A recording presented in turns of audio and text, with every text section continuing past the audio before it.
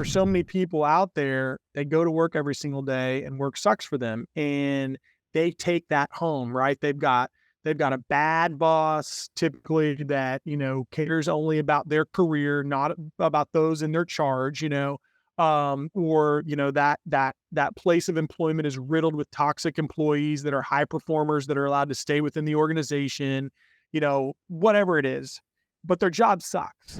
We knew that it was one of the most important things and the most important decision that we could make as a company was figuring out why we existed, but having it be authentic.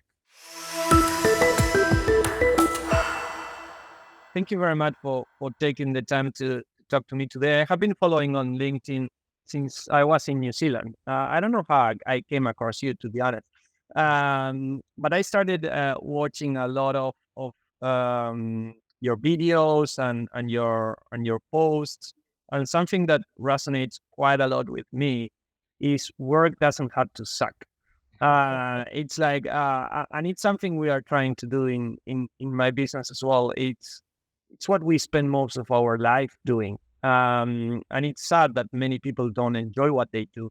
And they have this mindset that work shouldn't be something you enjoy. It's like, oh, it's work. You don't have to enjoy it. You have to go do the work, and there's no space to question if what you're doing is something you are enjoying it. For today, what I really want to learn from you and other people that are managing teams or leading teams, it's what's your background? How did you end being the person you are? How did you end being the leader you are? And then understand a bit of all these things that you share on your posts about how do you hire, how do you bring on board, how do you onboard people, how do you promote people? Uh, yeah, a little bit of your experience that looks like you're doing an amazing job. People are enjoying working with you, and how other people can learn from you as well.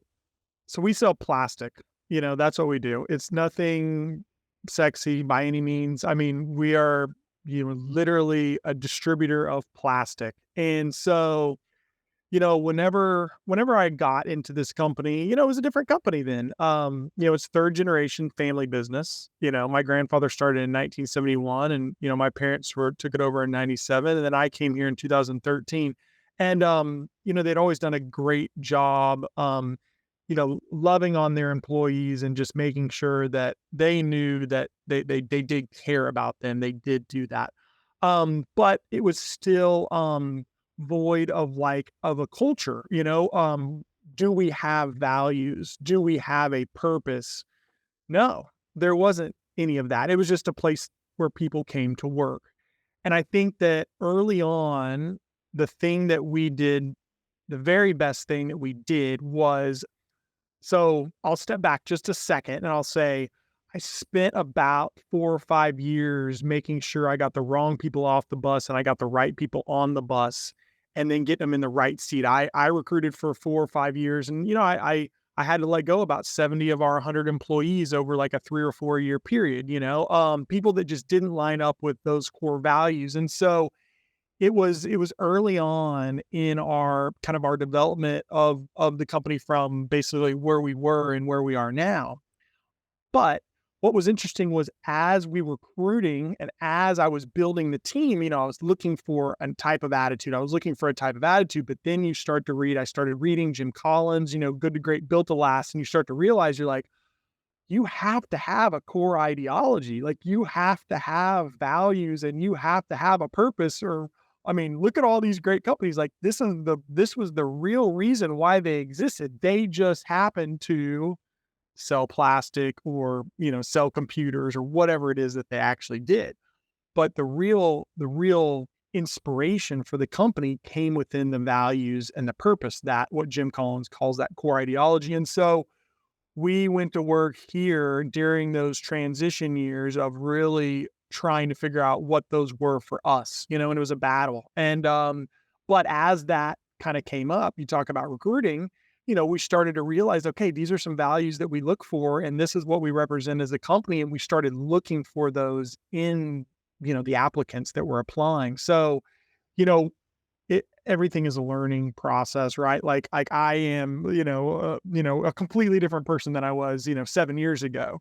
But looked for that person that had the right type of attitude. Not necessarily, we didn't look at the resume. We made sure that they weren't job hopping. We couldn't take somebody Mm. that had 17 jobs in 2 years, because we knew, I mean, and that's fine for some companies, or if they had 4 jobs in 2 years, but like that means I'm only going to get them for 6 months. And like I needed people that were going to, last longer than that. And so, other than that, though, we were just looking for, okay, is this person one of us? Do they line up with the values? Do they believe in this purpose? But really, what is that attitude? Is that attitude there, right? The glass half full. And then over the years determining that, like, it's not just extroverts, that are excited. Like, introverts do it in different ways. And that was a learning lesson for me, because I'm an extrovert and I was looking for only a bunch of people that were just like me. But then you learn about people analytics and you learn that, like, okay, no, no, no, they're introverts. Everybody's completely different. How to ask interview questions that will show an alignment with those values, and still everybody has energy in different ways. So, that was really, the transition, period for us over the like 4 or 5, year period where, we just focus on getting the right people into the company, getting the wrong people out of the company to create this culture. That was important, but doing it based on the values. It was not looking at the resume, not looking to see if that person had sold plastic before, or if that person had management experience, or if that person had run a warehouse before. It was just, is this person the right type of person? And so we started filling the bench. And then, that's how we are what we are today, because we got in early with all these people that had all this really great energy, enthusiasm, passion for life. They wanted to do something special with work. Yeah. And that's what really got us to today, because we hired all those people. Fast forward now, and they've been in the company 4 or 5 years, and they're truly spectacular. And seeing them in their lives and transition their leadership skills has been really something really cool to see.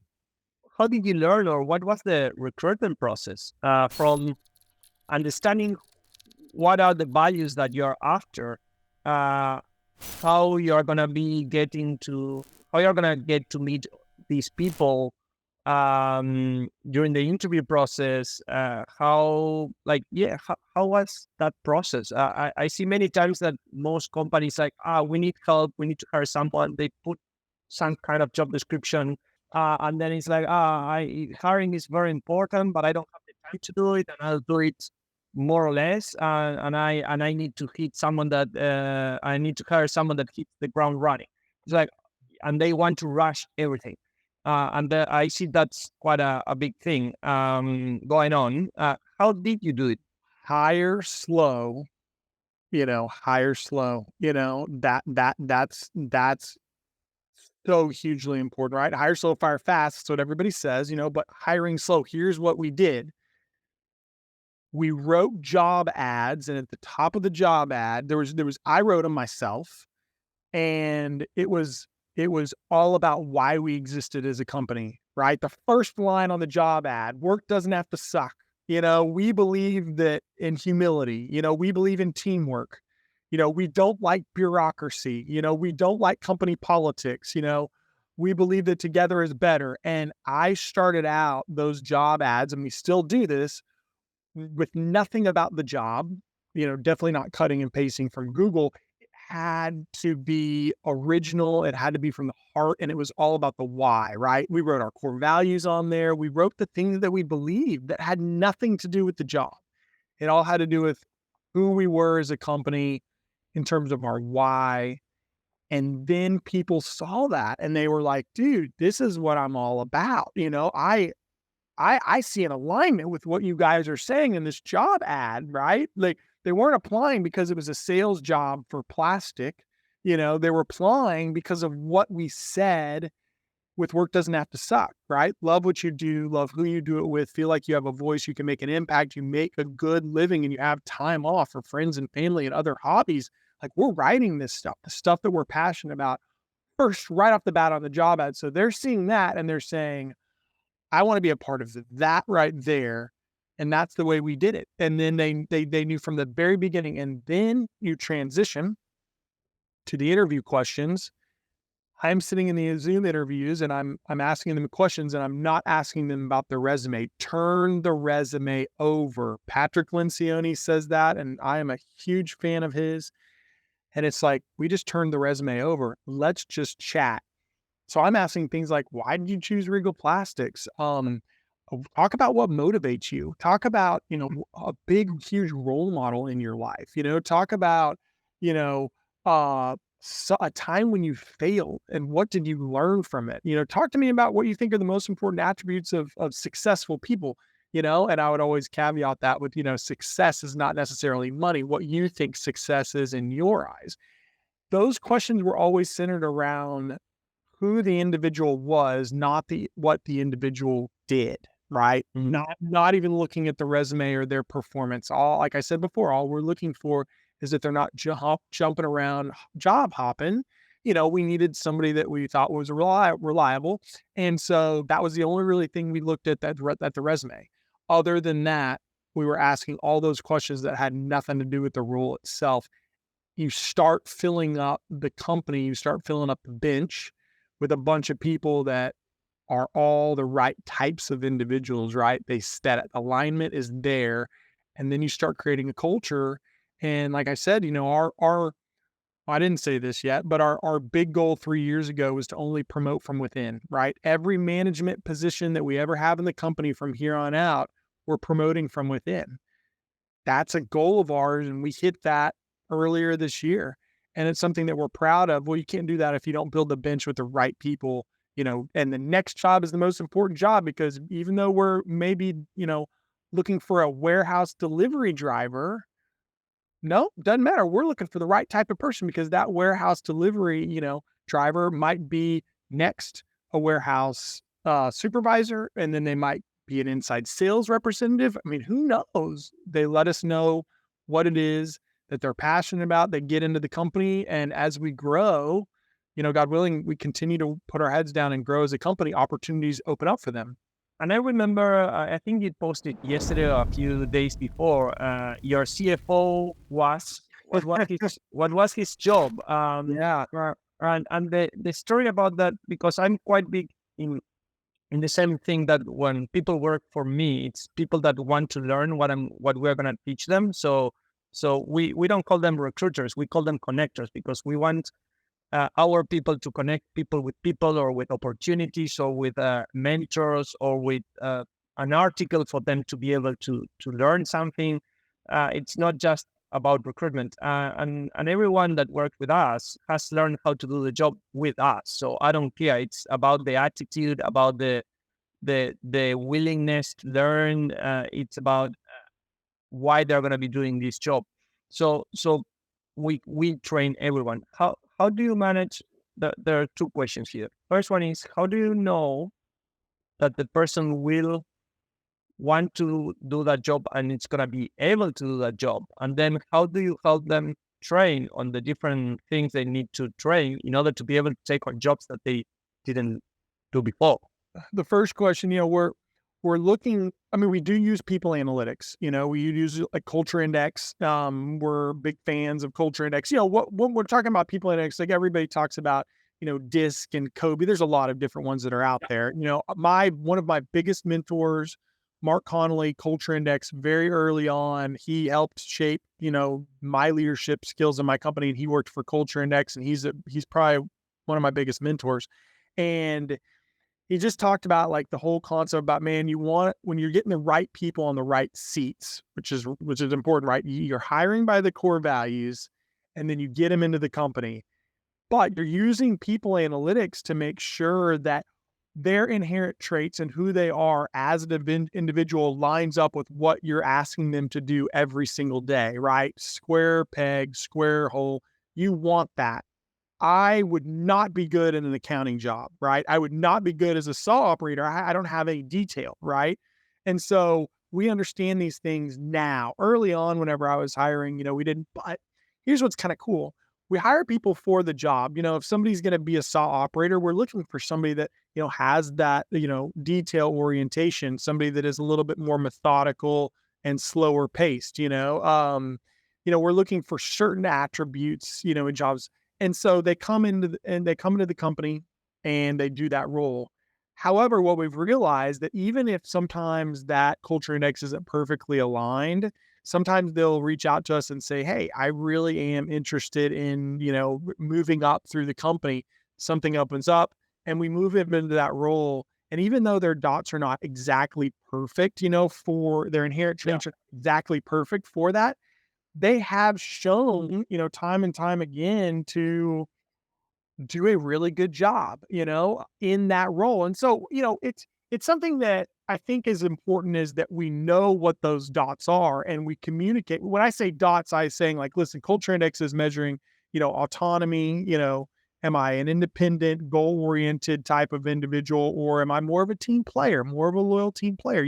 Social is more of an extrovert versus introvert, right? Pace, high sense of urgency versus somebody who is, more slow, methodical, patient type of individual. The other last one is conformity, right? High detail orientation or more think outside the box. More important is that we know what their traits are so that when we're coaching them, we can be like, hey, like we know that you're going to be a little bit more introverted in this sales role. And so it's going to be harder for you to pick up the phone and want to make those cold calls. Know that about yourself. And so we have been able to put people in positions because I do believe that in the end, even if their culture index survey says there's this one person, but if they line up with the values, give them that shot. And so we give them that shot and then we train them in that position. And we a lot of our training is just going to be hands on. It's not book. It's not, this or that or whatever. It's just like, hey, let's get out here and let's just start doing it. And you're going to make mistakes and that's okay. But, what's more important is just starting going. And we do a lot of the shadowing stuff and that's really important. But we get it out and we get them onto the floor and we just start doing the job, And so we've seen that time and time again, where, we have individuals who, maybe an outside sales or inside sales or operations manager, and then they get a promotion to be a branch manager, but they've never managed a branch before, And so, we had a warehouse employee in Houston who was a general warehouse employee, and he now works for as an inside sales account manager in Houston, Goldberg. He does a fantastic job for us there. And his dots would not say, okay, I'm necessarily going to be the greatest inside sales rep per the dots, but he comes in because he knows exactly who he is. We know who he is, and we're just like, hey, here's what you're going to struggle at. Understand that, and just it's kind of like know thyself. And I think that that's important. We dial that in, and we find that culture index, and it's a big part of the company, and making sure that we all know, everybody is just very clear on who you are as an individual because like this 92% accurate on those dots and you are who you are. And so, but you can still do any role, that you can. Our CFO is the same way. It's like, he's what's called considered a craftsman, high detail, but lower A, and you're thinking, oh, CFO, he's got to be a hard charging, independent, goal oriented, crazy person. It's like, he's a lower A. He's a team player. He's a loyal guy. Completely somebody that you would say like, oh, you got to have this super, high independent, self goal oriented person. Not necessarily in that role. What's more important for us, like I said, values, purpose, alignment with the culture, and it works every time for us. That trumps everything. I so agree with everything you have just said. And the most I'm in the tech industry, and it's so interesting that I haven't heard many people talking about this way of doing things so systematic because it's a lot about values, but also it's having a clear understanding of what can you do when and how you're going to go move to the next stage where Hmm. I don't know, I'm just an assumption here, but I would say that engineers being so calculated and they have nothing in place like this. Well, very big companies, very big tech companies sometimes. Yes, I have heard that the recruitment process of Google it's outstanding. It's amazing how they have everything perfectly done. No one question is being asked more than once during the whole recruitment process. But when you go to startups and tech companies, they're all around with the process, with the hiring process. They don't understand very well how they're gonna assess the candidate and how this person having their attributes and the kind of the treats that they have naturally, how they're going to apply those. Everything runs by, do you know this technology or you don't? It's like, do Yeah. you know how to work with plastic or you not? If you Yeah. don't know how to work with plastic, I don't want to talk to you. Yes. It's the same when it comes to all the tech stack. It's like, do you know this or do you know that? Do you know cloud? Do you know this exact programming language? And if you don't know this exact programming language, then you are not good for us. And they're not considering all these different things. So, I mean, it's amazing how uh, and again, this is just not knowing about the industry, how you are implementing all these things. So good that you said, and like obviously, if you're going to be a lawyer, going to be a doctor, something like that, you got to have some experience, something like that. But Of course. I only know what I know. But if you're just hiring people based off of whether it is what their knowledge is, like you're not hiring on anything else. And like my question is like how like how are you ever going to be able to create some culture and alignment on values? Because like I'm not looking like when we talk about core values, like we're just saying that we all have these three shared values. We're not saying you don't have all these other values. You're all different person. We're not telling everybody to be the same person. We're saying is that like you believe in these three things and these three things are a big deal to you. And so it's like when companies that do that, I totally get it. And I'm not in tech by any means, but and most jobs can be trained, but it's like that's going to be hard to ever create a great company culture because you're not hiring based on values. You're just hiring based on experience. And it's just like, do you know this? And so it's like, if I was running a company like that, I would absolutely be looking for core value alignment over just experience because I would say, okay, these people are looking for just experience only, right? But I'm over here as their competitor and I'm looking for the right type of individual, maybe that also has that experience, or maybe we can train them. I'm going to kick their butt out in the field because we're going to create such a great company culture where everybody wants to come into work every day and everybody is engaged and everybody's excited to be here because of the whole vibe and the whole culture of this place. And I'm going to crush my competition because in the end, I think nothing is more important than culture. I think culture drives bottom line profitability more than anything else. So like if I'm in any industry, I'm saying, okay, how do we hire based on the values? This is going to be the most important thing that we do. We always say this, we're like, when we're interviewing people, we're like, is this person one of us? Is he or she one of us? And we had a job that was open in Houston for an outside account manager for a big role for us. And we went through to talk about the patients that it requires. This is hard to do, right? And I get it. You're a company that's growing like crazy. You got to make 1,000 hires in a quarter. You know, I'm not that, right? We are not that size of a company. I get that. But we took we filled this role 2 months ago. I think May, Jordan started working for us, and that job, we started looking for that job in November, right? So November of last year, and we didn't fill it until March. We were close twice, but we interviewed probably, 500 people. I mean, I interviewed a bunch of people, and so some people were close, Wow.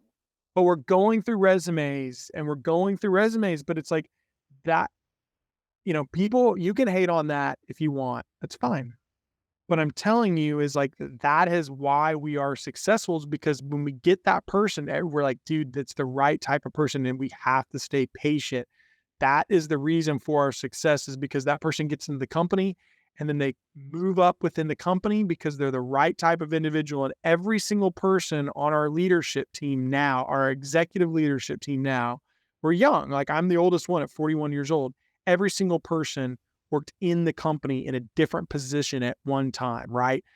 Jacob Meidel, who runs our company, our COO, he started as an inside sales representative. He was building stages for the Woodlands Pavilion in Houston, and he now is running the entire company, right? Like he runs the day-to-day of the organization. He's the most impressive human being I've ever met in my entire life. And he was literally building stages for the Woodlands Pavilion. And when we hired him as an inside sales rep, Doug, our CFO, was a saw operator in Austin back in 2016. Nacho, Nacho went to Houston, downtown University. He got selected as our operations manager in Houston for the warehouse, right? Brandon Barr came brought on as a branch manager at Houston. He was actually one of the hires. He's now our VP of sales. So our entire leadership team is all filled with people that got into the company and then worked their way up through the company. All of our branch managers right now were not hired as branch managers. They were all like inside sales or sales representatives or operations managers, and then they worked them way up. That's how you create a strong culture, is you do it like that. And you get the person with the right attitude. That's what works for us.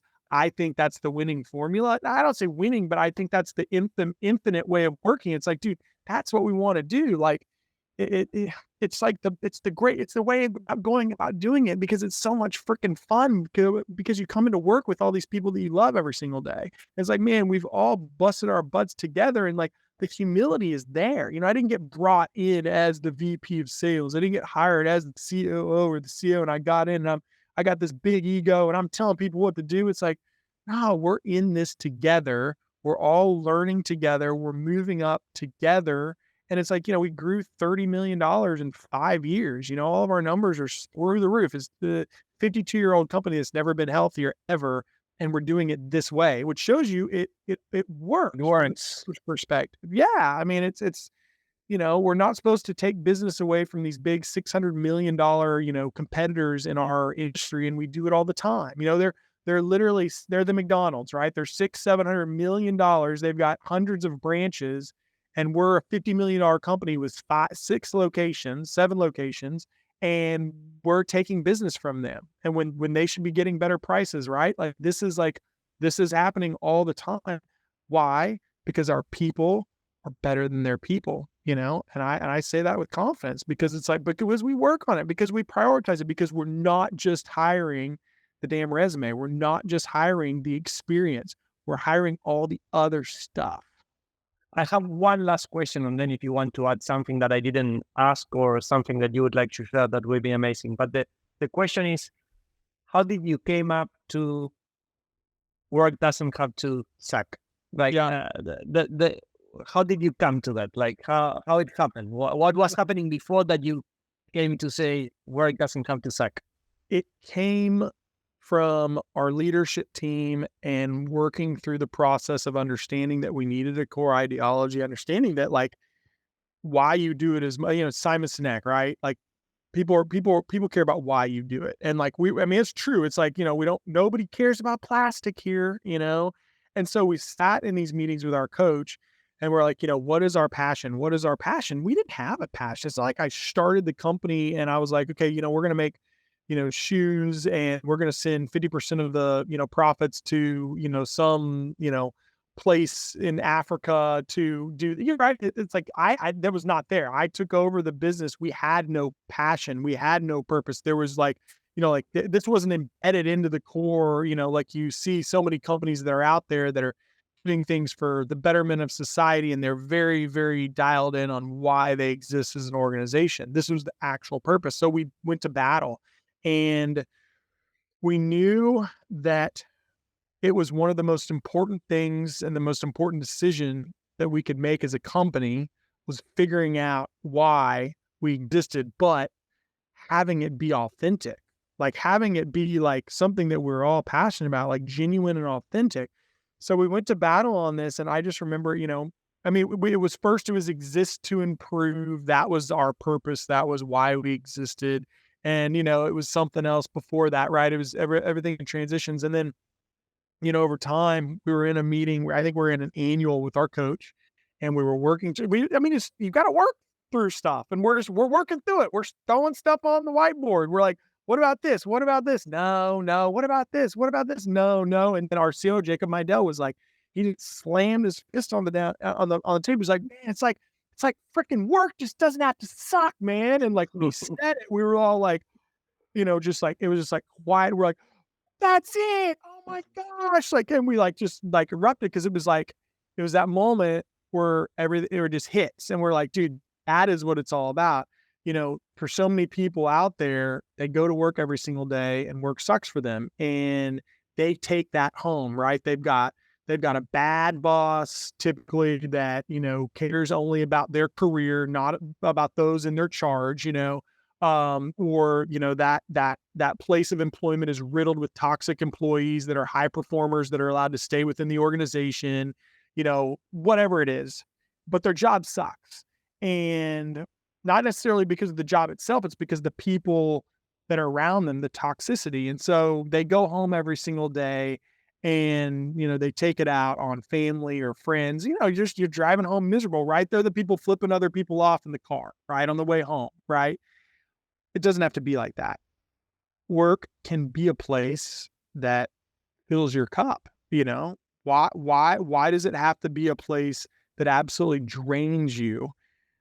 And for whatever reason in society, because, companies care more about shareholders than they do their own employees or their customers, there's a million different reasons, why companies are run the way that they're run, but it's typically because somebody at the very top only cares about themselves and having a bigger boat, or whatnot.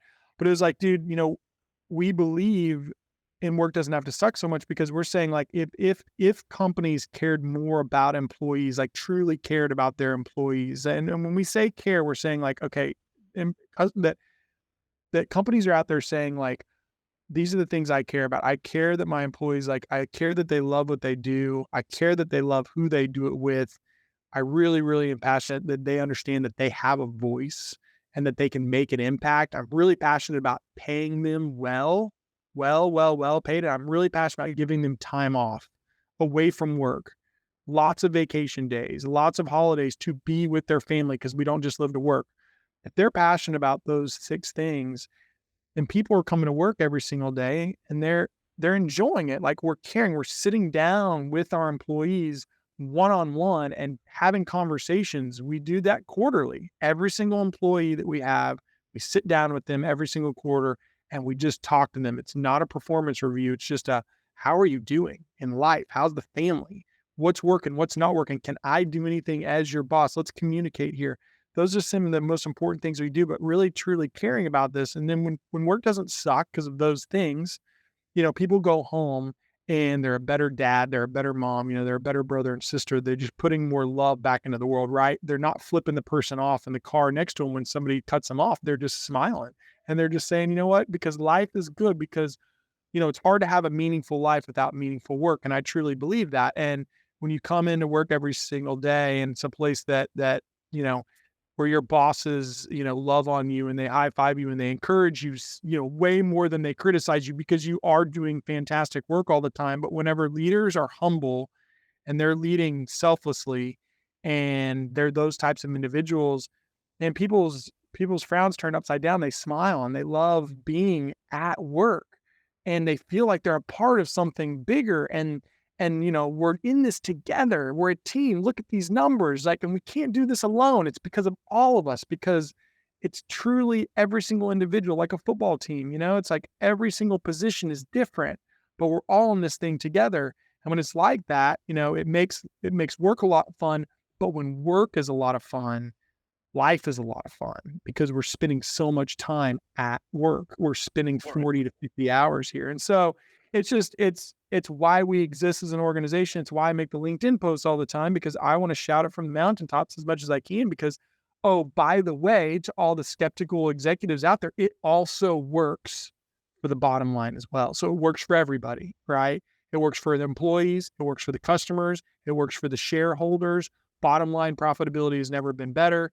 This is the stuff that we're so passionate about. And so, we filter decisions all the time. We're sitting in our executive leadership meetings and we're like, okay, that's a good decision, but does this going to make work suck more, or is this going to not? Like, it is a decision that we make. We filter all of our decisions through our purpose. And we feel just so passionate about it. So that's where it came from. And that's why it's so passionate, to us. And we feel if more and more companies did this, that the world would be a better place. Society would be better if they cared more about their people and a little bit less about the profits, and you can still make a lot of profits anyways, but, we think that it's far more important to, pour into the people, and we feel as though there's There's something that will make this world a little bit better if all the companies did that.